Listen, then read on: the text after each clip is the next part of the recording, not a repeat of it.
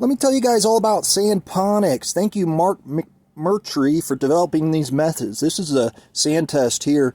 You're checking to see if there's any clay or silt. You let it sit for a while. See, there's no real layer there, so that's good sand. Then next test you're going to do is testing for carbonates.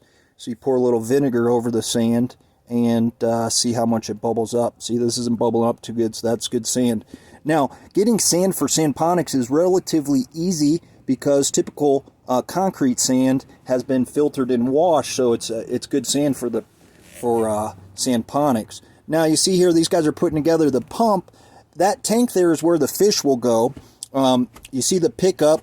It'll just pick up at the bottom of the tank and sends the water to the end of those beds, and then it filters through the sand and comes out clean. So the sand is your media, and the sand is a medium coarseness, typically 1.22 millimeters to 0.4 millimeters to 1.2 millimeters. You form the sand into furrows and crowns like you see there. Now this farm, after just a few months, look at this amazing place. Look at all the vegetables growing just vigorously. Sandponics is amazing. It's very similar to Korean natural farming in that you're relying on the microorganisms to break down the fish waste into nutrients for the plants to uptake. This is a beautiful thing here. You can grow root vegetables in Sandponics. Traditionally in aquaponics, root vegetables haven't been very successful. So this is like aquaponics on steroids. Sandponics is just amazing. The large pore spaces in the sand, when it's draining, allow for fast draining, and it creates a vacuum effect whereby the oxygen around the roots is completely exchanged.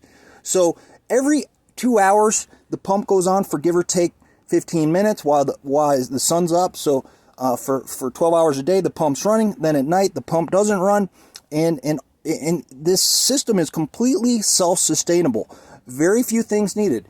A pump, fish you can use, or you don't have to use. You could also just use fertilizer, and your container for the plants and container for the fish. It's a very low-cost system.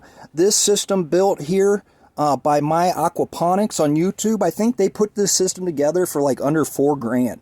And you could do it for considerably less, but look at all this food they're producing for so little cost. And it's completely organic. Anyways, check it out, guys.